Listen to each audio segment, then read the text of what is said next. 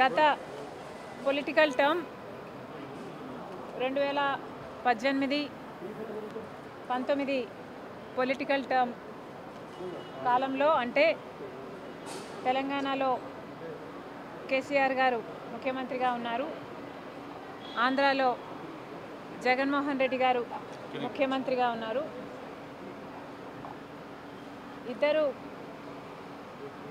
చాలా సన్నిహితంగా ఉండేవాళ్ళు.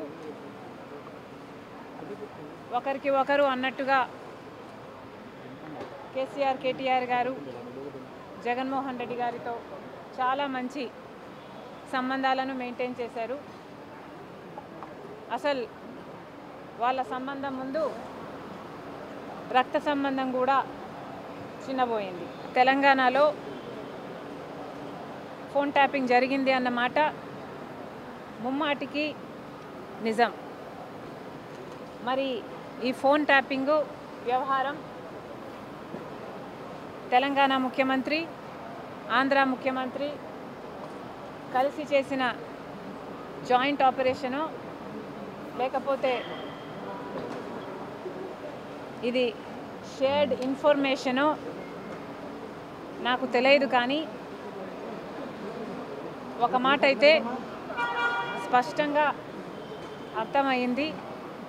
అదేమిటంటే ఫోన్ ట్యాపింగ్ జరుగుతుంది. ఎంతమంది మీద జరుగుతుందో నాకు తెలియకపోయినా నా ఫోను ట్యాప్ అవుతుంది, నా భర్త ఫోను ట్యాప్ అవుతుంది, నా దగ్గర వాళ్ళ ఫోన్లు ట్యాప్ అవుతున్నాయి అన్న విషయం నాకు చాలా చాలా స్పష్టంగా అర్థమైంది.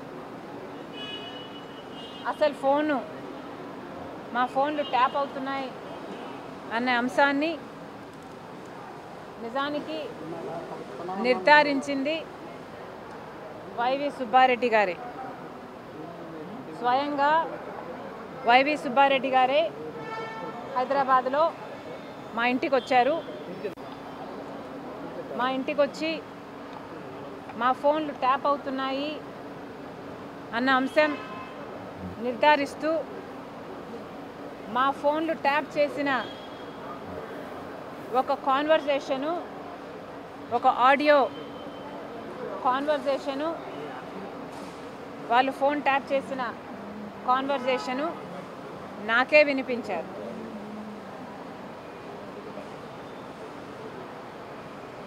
మరి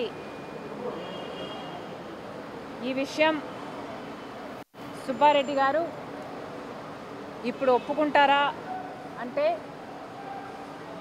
నాకు తెలియదు, నాకు అనుమానమే. ఎందుకంటే జగన్మోహన్ రెడ్డి గారు తన సొంత మేనల్లుడు, మేనకోడలు ఆస్తి కాజేసే కుట్రలో భాగంగా జగన్మోహన్ రెడ్డి గారు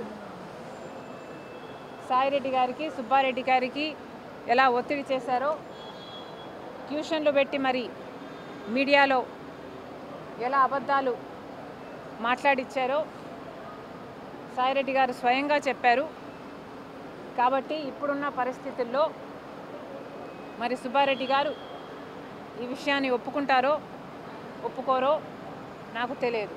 కానీ ఇది నిజమని నేను ఏ ఇన్వెస్టిగేషన్ ముందరైనా చెప్పగలను, బైబిల్ మీద ప్రమాణం చేయగలను, నా బిడ్డల మీద ప్రమాణం చేసి ఇది నిజమని ఎక్కడైనా చెప్పగలను. మరి ఇలా నా ఇంట్లోనే నా ముందరే ఫోన్ ట్యాపింగ్ చేసిన ఆడియోలు నాకే వినిపిస్తే మరి నేనేం చేశాను అని మీరు నన్ను అడగొచ్చు. ఎందుకంటే ఫోన్ ట్యాపింగు అన్ఎథికలే కాదు, ఇల్లీగల్ కూడా. మరి అంత పెద్ద విషయాన్ని మా ఇంట్లో నా ముందరే బయట పెడితే నేనేం చేశాను అని మీరు నన్ను ప్రశ్నించవచ్చు. కానీ ఇక్కడ నేను చెప్పాలనుకున్న సంజాయిషి ఏమిటంటే అప్పట్లో ఒకవైపు తెలంగాణలో కేసీఆర్ గారు ముఖ్యమంత్రిగా ఉన్నారు, ఆంధ్రప్రదేశ్లో జగన్మోహన్ రెడ్డి గారు ముఖ్యమంత్రిగా ఉన్నారు. ఇటు తెలంగాణలోనైనా ఇటు ఆంధ్రాలోనైనా కేసీఆర్ గారు జగన్మోహన్ రెడ్డి గారు చేస్తున్న అరాచకాలతో పోలిస్తే ఫోన్ ట్యాపింగ్ అంశం చాలా చిన్నదిగా కనిపించింది. ఒకవైపు జగన్మోహన్ రెడ్డి గారికి నేను తోడబుట్టిన చెల్లెలిని, ఆ విషయం కూడా మర్చిపోయి రాజశేఖర రెడ్డి గారి బిడ్డనని మర్చిపోయి జగన్మోహన్ రెడ్డి గారు నేను రాజకీయంగా ఆర్థికంగా ఎదగకూడదు అన్న ఉద్దేశంలో నన్ను ఎలాగైనా సరే నా భవిష్యత్తును పాతిపెట్టాలి అన్న ఉద్దేశంతో ఎన్నో చేశారు. అందులో భాగం ఫోన్ ట్యాపింగ్లు అయితేనేమి, నా మీద నిఘా పెట్టడం అయితేనేమి, నేను మాట్లాడుతున్న వాళ్ళని ట్రాక్ చేయడం అయితేనేమి, నాకు రాజకీయంగా బలమయ్యే వాళ్ళని లేక నాకు సపోర్ట్ చేసే వాళ్ళని బెదిరించడం అయితేనేమి, ఇలాంటివి ఎన్నో చేశారు. అందులో భాగంగానే ఈ ఫోన్ ట్యాపింగ్ కూడా చేశారు. జగన్మోహన్ రెడ్డి గారు నా మీద చేసిన అత్యాచారాలలో ఫోన్ ట్యాపింగ్ అనేది చాలా చిన్నది.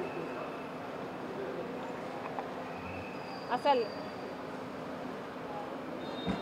నేను ఊపిరి తీసుకోవడమే కష్టం చేశారు జగన్మోహన్ రెడ్డి గారు. కనుక ఆ రోజుల్లో నేను తెలంగాణలో పొలిటికల్ అరీనాలో ఉన్న కేసీఆర్కి వ్యతిరేకంగా పోరాటం చేస్తున్న జగన్మోహన్ రెడ్డి గారికి ఏ సంబంధం లేనప్పటికీ నన్ను తొక్కేయాలి అన్న గట్టి ప్రయత్నం చేస్తున్నాడు. ఇంతమంది ఇన్ని ఫోర్సెస్తో పోరాటం చేయడం వాస్తవానికి నాకు చాలా కష్టంగా ఉన్నింది. Therefore, I could not fight every battle. I had to choose which battle to fight, and at time lo I could not afford to fight this phone tapping issue. నేను ఏ పోరాటాలు చేయాలి అన్నది నా సర్వైవల్ కోసం నేను పోరాటాలు చేస్తున్నా. కాబట్టి ఆ పర్టికులర్ టైంలో ఫోన్ ట్యాపింగ్ ఇష్యూ మీద నేను పోరాటం చేయలేకపోయినా, in spite of knowing that it's illegal, unethical and against my constitutional rights. కానీ ఇప్పుడు నేను చెప్తున్నాను, ఫోన్ ట్యాపింగ్ జరిగిన మాట వాస్తవం, ముమ్మాటికి నిజం. ఈ కాన్వర్జేషను సుబ్బారెడ్డి గారు వైసీపీ నాకు సొంతంగా వినిపించింది. ఇది నిజం. కాబట్టి ఇప్పటికైనా నేను అప్పుడు చేయలేని పోరాటం, ఇప్పుడు ప్రభుత్వాలు మారాయి, ఇక్కడ రేవంత్ అన్నగారు ఉన్నారు, అక్కడ చంద్రబాబు గారు ఉన్నారు. కనీసం ఇప్పుడైనా ఈ ఇష్యూను చాలా సీరియస్గా తీసుకోవాలి. ఎక్కడ ఏ ఎంక్వైరీకి రమ్మన్నా నేను కూడా రావడానికి సిద్ధంగా ఉన్నాను. తప్పు జరిగింది, ఆ తప్పుకు శిక్ష కూడా పడాల్సిన అవసరం ఉంది. అంటే ఎంక్వైరీనైనా మీరు ఏమన్నా ఫిర్యాదు చేసే అవకాశం ఉందా? నేను ఫిర్యాదు చేయాలి అనుకుంటే జగన్మోహన్ రెడ్డి గారు నాకు ఎంఓయూ రాసిచ్చిన రోజే ఇది అమలు చేయటం లేదు అని ఫిర్యాదు చేసేదాన్ని. నిజానికి సొంత తల్లిని కోర్టుకి ఈడ్చింది జగన్మోహన్ రెడ్డి గారు.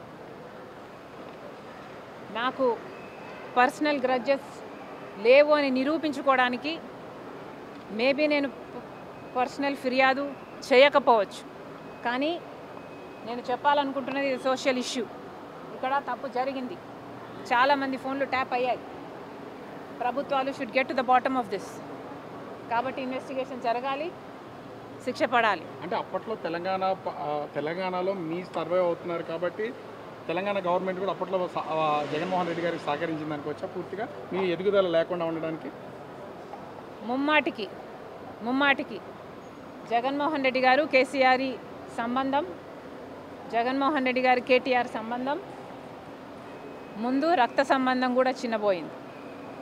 మేడం లాస్ట్ అంతకుముందు అంటే మీకు సంబంధించినటువంటి కొంతమంది అనుచరులను కూడా ఉన్నత స్థాయి పోలీస్ అధికారులు కొంతమంది బెదిరించారు ఈ ఫోన్ ట్యాపింగ్ కేసులు అనేది కొన్ని వార్తలు ఒక ఉన్నత స్థాయి పోలీస్ అధికారులే కాదు, ఏ లెవెల్లో ఏ బెదిరింపులు ఏ ఒత్తిళ్లు చేయాలో అన్నీ చేశాడు జగన్మోహన్ రెడ్డి గారు.